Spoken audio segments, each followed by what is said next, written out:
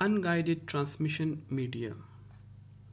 Unguided transmission media को हम लोग वायरलेस ट्रांसमिशन मीडिया या फिर अनबाउंड ट्रांसमिशन मीडिया भी कह सकते हैं।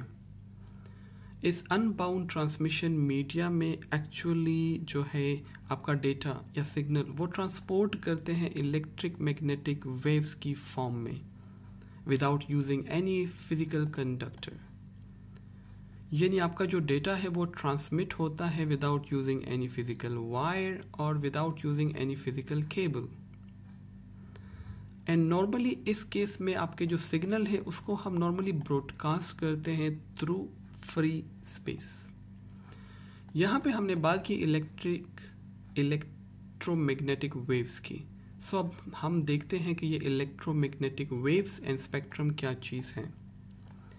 एक्चुअली जो आपके पास entire range of electromagnetic radiation है उसको हम इलेक्ट्रोमैग्नेटिक स्पेक्ट्रम कहते हैं। Now what is spectrum? Spectrum is actually the plot of the intensity of light at different frequencies, या आप कह सकते हैं कि distribution of wavelength and frequencies. और जो रेडिएशन है, रेडिएशन इज एक्चुअली एनर्जी जो कि एमिट होती है in the form of waves या पार्टिकल। ये कुछ फिजिकल के कॉन्सेप्ट्स हैं, नॉर्मली हम इनको कवर करते हैं in data communication, not in computer networks.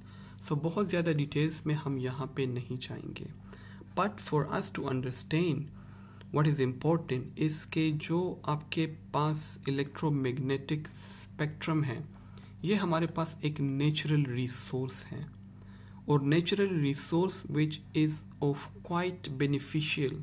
इसको हम अभी देखेंगे कि बहुत सारे पर्पस इसके लिए यूज़ करते हैं। So it must be efficiently utilised and it must be well organised.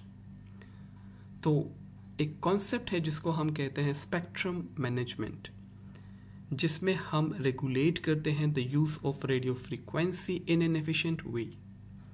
And पूरी दुनिया में जो है वो डिफरेंट ऑर्गेनाइजेशंस गवर्नमेंट लेवल पे बनाई गई है ताकि इस स्पेक्ट्रम को एफिशिएंटली यूटिलाइज किया जा सके। उसके लिए कुछ स्पेक्ट्रम को यूज़ करने के लिए you need licensing, you need to pay a fee, while some of them are freely available, जिसको हम नॉर्मली ISM बैंड कहते हैं।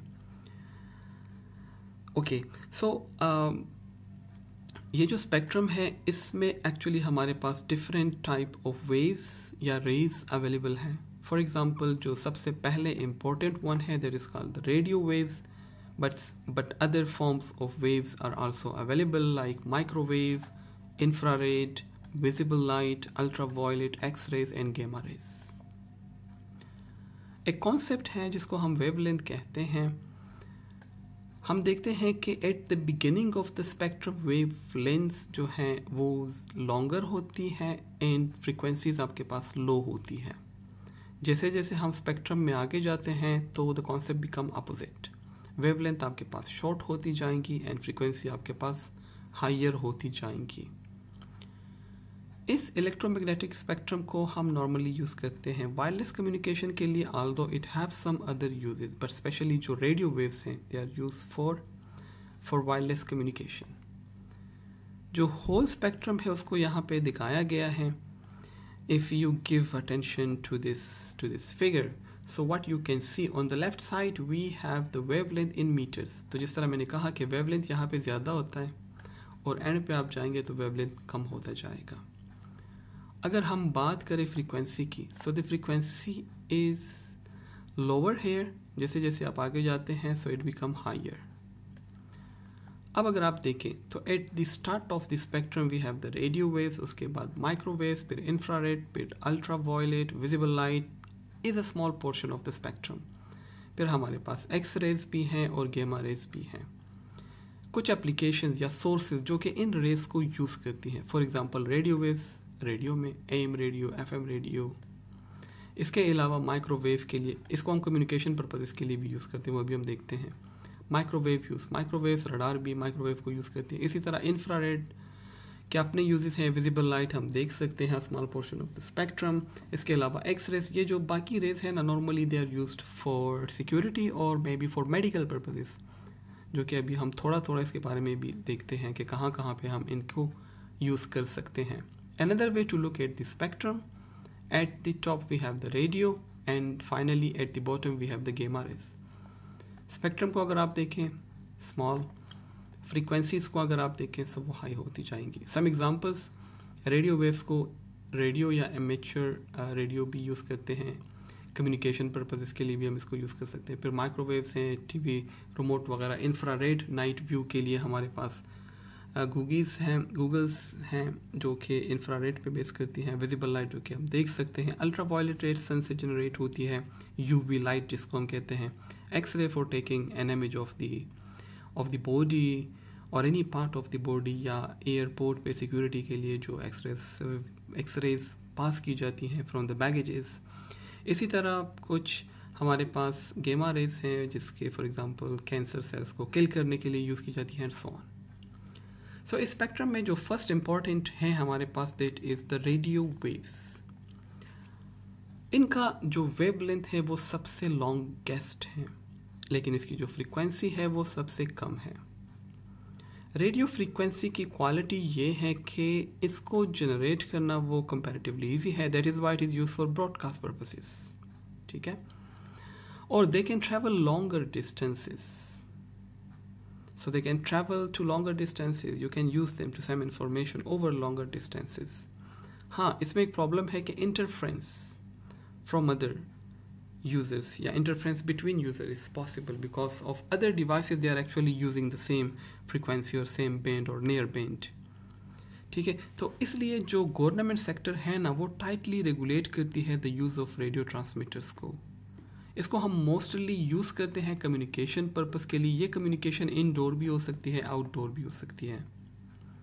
हाँ, इसकी एक क्वालिटी है कि they are omni directional. Omni directional mean कि जब आप इसको ट्रांसमिट करते हैं, so they are actually transmitted it in all direction of this free space, equally all direction.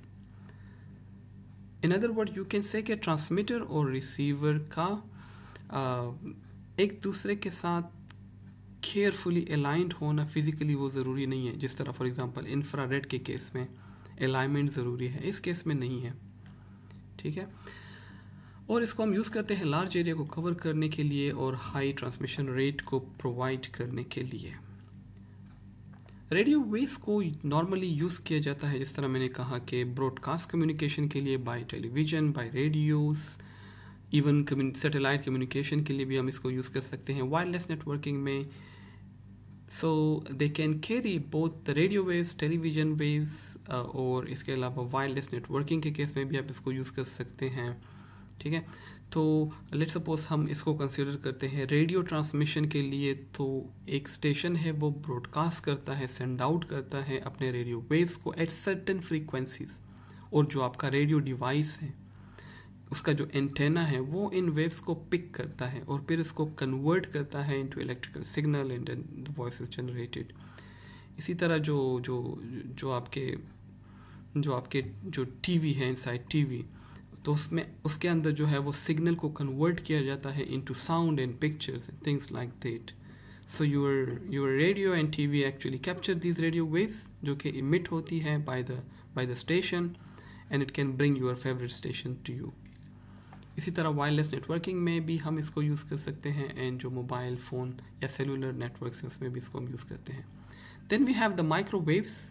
जब आप माइक्रोवेव का नाम सुनते हैं तो जो फर्स्ट चीज़ हमारे जहन में आती है दैट इज़ द माइक्रोवेव, जो कि आप यूज़ करते हैं for cooking purposes, for heating purposes, for making your to heat your food for example. Okay, that is true, microwave radiation will cook your popcorn in just a few minutes, because इसकी जो wavelength है वो shorter है compare to the previous one, compare to the radio waves, लेकिन in still it is longer than the upcoming waves जिसको हम infrared कहते हैं। हाँ, माइक्रोवेव्स जो हैं they are directional, radio waves they were omni directional, जबकि माइक्रोवेव दे आर डायरेक्शनल। इसका मतलब है कि they travel in a straight line, ठीक है। और जब वो स्ट्रेट लाइन में ट्रांसमिट करते हैं तो इसके लिए हमें अगर हम इसको लॉन्गर डिस्टेंसेस के लिए यूज़ करना चाहें तो in that case we will need repeater, periodically installation of repeater.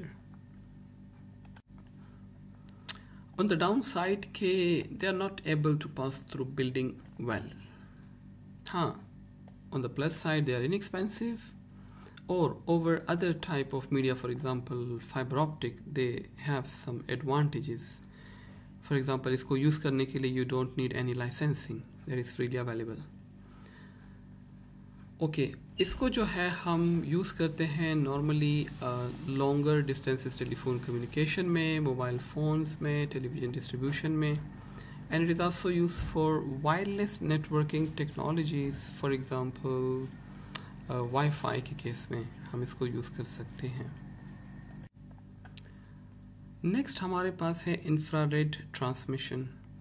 इसके वेवलेंथ और भी शॉर्टर होते हैं as compare to the radio wave and as compare to the microwave, और इसको भी हम वेरी शॉर्ट डिस्टेंसेस के लिए जो हैं वो यूज़ कर सकते हैं, या शॉर्ट रेंज कम्युनिकेशन के लिए. लाइक द वेव माइक्रोवेव, ये भी जो है वो डायरेक्शनल होते हैं. इनमें जो है जब आप डेटा को ट्रांसमिट करते हैं, so the devices must need to be aligned with each other, and during transmission अगर आप डिवाइसेस को मूव करते हैं so the communication can be interrupted in some cases.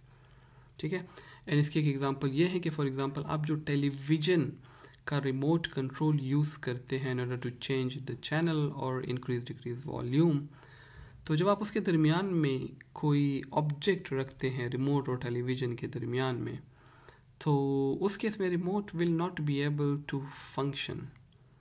ठीक है, सो इसका मतलब ये हुआ ना कि लेट्स सपोज आपका टेलीविज़न और रिमोट एक रूम के अंदर है, in one room of the building, और आपके दूसरे रूम में एक और डिवाइस, एक और टेलीविज़न है, so it will not interfere with a similar system in the adjacent rooms. ठीक है, आप यूँ भी कह सकते हैं कि आप अपने नेबर का जो टेलीविज़न है वो अपने घर के रिमोट से कंट्रोल नहीं कर सकते. ठीक है, so actually what I want to say, इसके जो इंफ्रारेड हैं इसको हम नॉर्मली यूज़ करते हैं इनडोर सिचुएशंस में, and due to this reason it is better to provide security because you have a limited area जहाँ पे आप इसको यूज़ कर रहे हैं. ठीक है, इंफ्रारेड को यूज़ करने के लिए कोई गवर्नमेंटल लाइसेंस की ज़रूरत नहीं होती.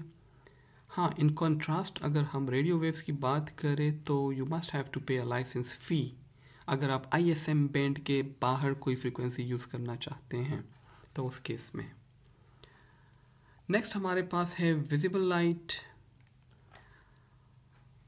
विजिबल लाइट में हमारे पास जो एक small portion of the spectrum है जो ह्यूमन आइज जिसको देख सकती है, वो पोर्शन आता है इसका.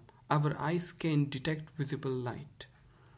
जिस तरह फायरफ्लाइज हैं फॉर एग्जांपल, या लाइट बल्ब्स हैं, या स्टार मून जो इमिट करती है विजिबल लाइट को, all are visible to our eyes.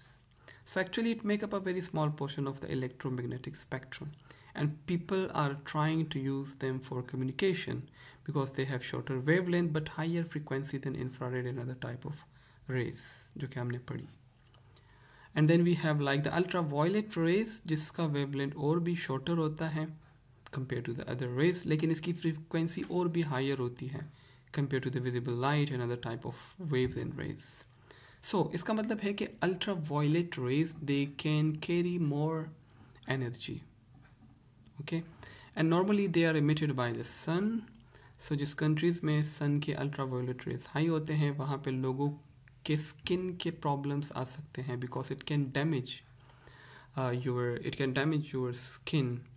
ठीक है, so actually they are emitted by the sun and that is one of the reason कि हमारे जो skins हैं या उन इलाकों के लोगों के जो skins हैं वो burns कर जाते हैं या tense कर जाते हैं because इसकी जो energy है that is enough to damage your skin.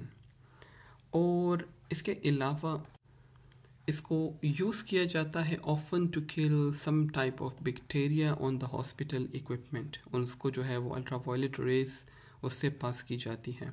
Similarly we have X rays जिसका यूज़ जो है वो ज़्यादातर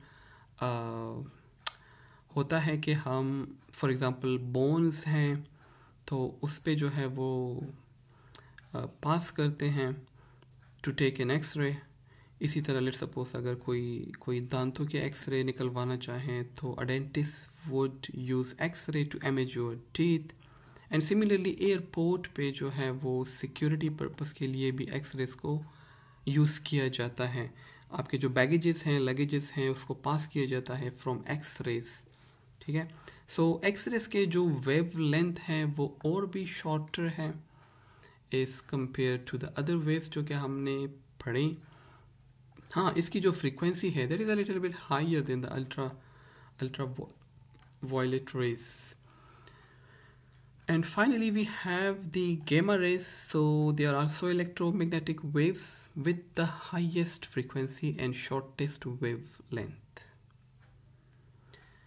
जो gamma rays हैं, it is actually जो आपके पास जो यूनिवर्स है, it is actually the biggest generator of the gamma rays. तो इसकी penetrating ability जो है वो ग्रेट है। सो इस वजह से इसको सम मेडिकल यूजेस या मेडिकल पर्पसेस के लिए भी यूज़ किया जाता है। फॉर एग्ज़ाम्पल डॉक्टर्स जो हैं वो गेमा रेस को यूज़ कर सकते हैं in order to see inside the body of the patient. इसीलिए गेमा रेस को सम टाइम यूज़ किया जाता है to kill some cancer cells inside the body. यानी बॉडी के इंटरनल स्ट्रक्चर को एग्जामिन करने के लिए एक पेशेंट को इंजेक्ट किया जाता है विद अ फ्लूइड, और वो फ्लूइड जो है वो इमिट करती है गेमा रेस को, और वो गेमा रेज जो है that is a kind of detector form an image of the inside of the body and then you can use it to kill the cancer cells, for example. So that is one of the medical use of gamma rays. Thank you.